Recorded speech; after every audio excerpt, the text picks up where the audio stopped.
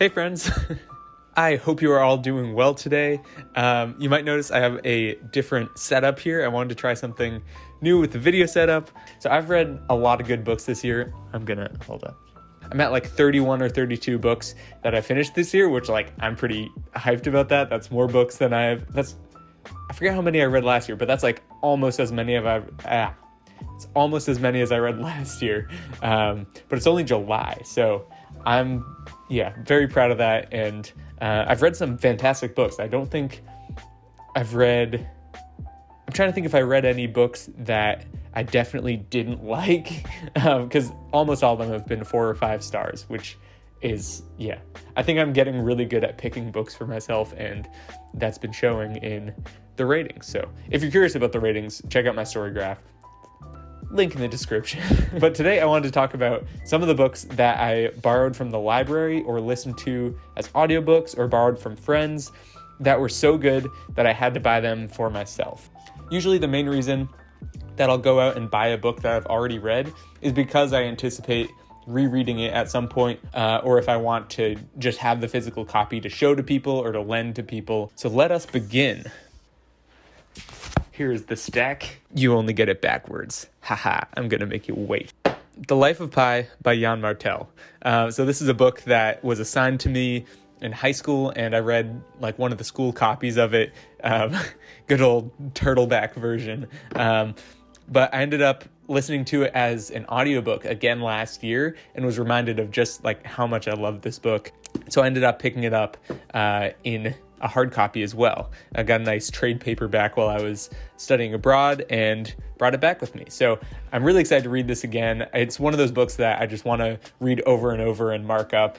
If you're not familiar, The Life of Pi is about a young man named Pi Patel, who is sort of on his own spiritual journey with religion and faith and what that means to him and what that looks like in his life. And he gets cast away at sea, stranded on a boat with a tiger. It approaches large world religions as things that don't have to be mutually exclusive, which to me is a really appealing take at that. That really resonated with me when I read it in high school, and I was reminded of that when I listened to it last year. It's just got a lot of great ideas that I want to revisit multiple times. So I'm glad I got this. I'm very excited to reread it again. This might even be an annual one. I don't know. We'll see. It's kind of long for that, so I don't know. Okay, the next one was, I think, one of the only books that I read for pleasure when I was in high school, and that is Jurassic Park. So Jurassic Park by Michael Crichton. If you know the movie, you know what this book is about. It's about an amusement park that's based on bringing dinosaurs back to life, and having that as the main attraction. And a group of people goes to experience this before the park opens. Things go wrong. Dinosaurs get loose. It's mayhem. If you liked the movie, I firmly believe that you'll love the book.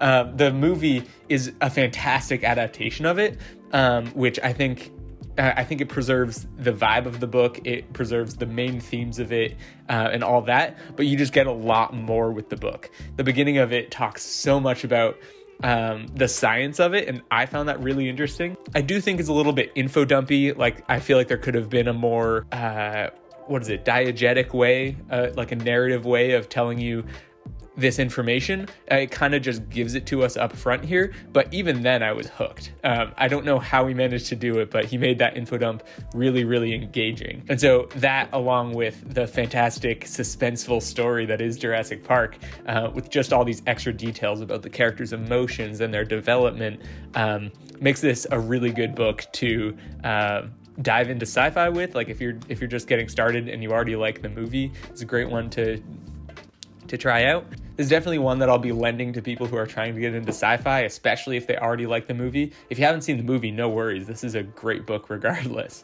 And if and when I want to reread it, now I have it. I also found this at a used bookstore for $5. What was it originally? It was originally $10. So I got this for half price. You can't beat it. If you're a frequent used book shopper, then you'll know that when you see something good, you get it. You never see the same things twice at a lot of used bookstores. So glad I snagged this. I'm happy to finally have a copy that I can reread and lend to people. Next one. The next one is The Trial by Franz Kafka. So Kafka is a notoriously confusing writer. He is never on the nose with any of his themes, in my opinion. And so it takes a little bit of, I don't know, this isn't a relaxing read. I read it for class when I was studying abroad in Prague. If you didn't know, that's where Kafka lived and grew up and spent pretty much his entire life was in the city of Prague. And the copy that I read during my class in Prague was, lent to me by the program that the class was run through. So, it wasn't my own. I couldn't crack the spine, all that. So I wanted to have my own so I could revisit it and sort of look at it maybe a year in the future and see what I sort of retained from back then, and also what new insights I have after, another year of my life goes by. I feel like it's one that also becomes more relevant with age. There are a lot of themes of like bureaucracy and living in a society that's confusing, and how people deal with not knowing exactly what's going on in their life or the forces at play. And so I think that as I get older and as I experience more things, this will become more and more relevant to my life. So I wanted to have a copy. I wanted to have a copy so that I can revisit it and sort of get that added experience with this book of seeing my own opinion evolve over time as it comes to the meaning of this book. I should add, this book is definitely one where you have to read the whole thing and then interpret it. Like trying to interpret it as I went was super difficult. And it wasn't until I got to the end that I could be like, okay, now that I've read it, let's figure out what this might mean. Okay, so those three were all books that I read physically, but it wasn't my own copy of. Actually, Life of Pi also had audiobook, but first time I read it was physical. These next books are books that I have only read either digitally or in audio form. And I believe I got these all from Libby. Wait, they were all ebooks. Yeah, okay, these were all ebooks, and they were all from Libby, which, if you don't know, is an app where you sign up with your library card, and then you get access to your library's ebooks for free. It's just part of your library system if your library is linked into that. So super useful tool. I got all of these ebooks for free. First one, A Psalm for the Wyld Built. So this book is an absolute delight. I read this at some point in the spring, and it was just like the perfect book that I needed at that moment. It's such a relaxing book. So it's sci-fi, and it's set on a distant moon called Panga, and it takes place in a society where humans and sentient robots have divided. The robots decided that they wanted to live out their days apart from humans, and the humans respected that, and they split the world into a side for the humans and a side for nature and the wild to recover. How do I want to describe this? It's utopian solar punk. So if you don't know what those are, utopian means that it's in a world that's nearly perfect. Dystopia is where it seems perfect, but there's a fatal flaw to the society that makes it morally questionable or terrible to live in or something like that. Utopian means that this world is just verifiably good. It's so refreshing to read. I'm getting a call. Hello, Sam Cote. Sure. Do you happen to have any appointments before then? Great, thank you very much. Anyways, where were we? A Psalm for the Wyld Built. Yeah, so it's utopian solar punk. Utopian meaning that it's in a measurably good world. And solar punk meaning that it's super environmentally friendly and is a very optimistic look at a futuristic world that isn't destroying its own world. Which if you've read any dystopian before, oftentimes it takes place in the opposite kind of world where there's environmental collapse and the air is dirty and all that sort of stuff. In this book, it is so nice. The cities are full of sunlight and environmentally friendly and are made to be really nice to live in, and the areas that aren't in the city are very well managed, and the parts of the world that aren't touched by humans are completely untouched by humans, which is a very cool thing to see. It presents a very hopeful outlook to the future. On the back, Martha Wells, who wrote the Murderbot Diaries, has a quote. She says, "This was an optimistic vision of a lush, beautiful world that came back from the brink of disaster. Exploring it with the two main characters was a fun and fascinating experience." That pretty much sums it up. But it follows sibling Dex, who is a tea monk. Adorable profession. That is amazing. And sibling Dex is the first human, becomes the first human to make contact with sentient robots for the first time in 1,000 years, which is, it's a big deal. Sibling Dex has their own arc, and then meeting this robot has an impact on that. I'm not going to get into spoilers, so I won't say much more than that, but I love those two characters' dynamics and how they complement each other and help each other with the problems that they're facing. Such a lovely book, and it's pretty short too. I'm currently in the process of rereading and annotating this. So I just needed to have this on my shelf in physical form and to revisit it by having it in my hands. So this is one that I'll definitely be coming back to probably time and time again in the future. Also, the sequel just came out, and I went to Barnes & Noble to get that one, and they also had the first one. Since they were doing a buy one, get one 50% off on hardcovers, perfect opportunity, so I picked up both of them. So if I was going to get them, that's how I was going to do it. So next up is Kings of the Wyld by Nicholas Eames. I'm going to flip these over so you can't cheat. You don't get to see these. Kings of the Wyld by Nicholas Eames. I don't know if it's Eames or Ames. Anyways, I made a review of this book a few months back on this channel, so feel free to go check this out if this sounds interesting to you. Well, first of all, it's a fantasy book. It takes place in a fantasy world with fantasy creatures and fantasy magic and all that stuff, so love it. It's very much a fantasy lover's fantasy. This makes me fall back in love with the genre. It was a really, really enjoyable read, but I've got that full review if you want to go check that out. Essentially, it's about Clay Cooper, who used to be in one of the most famous adventuring bands. Him and his friends would go off and do all these incredible adventures, but that was 20 years ago, and now he's 40 or 50 years old and has backaches and a family to take care of. It's really cool to see fantasy protagonists that are both really cool and really capable, and in that age that's between young protagonist and old wise mentor.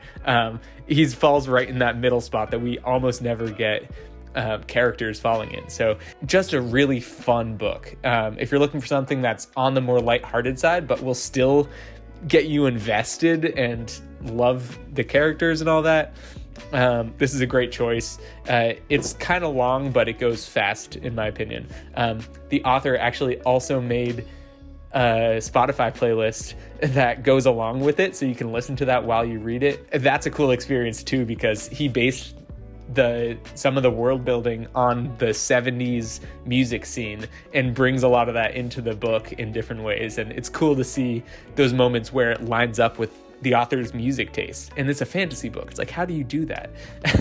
Really, really good book. I definitely will be rereading it at some point. I also liked the sequel, but not as much as the first one. The first one was fantastic, so definitely recommend it. Kings of the Wyld by Nicholas Eames. I didn't even flip these over. What happened? There we go. Next up, I will tell you about The Left Hand of Darkness by Ursula K. Le Guin. So The Left Hand of Darkness is a sci-fi story about a guy named Genly I. So Genly I is an ambassador sent to the planet of Winter to convince this planet to join this interplanetary league of human planets.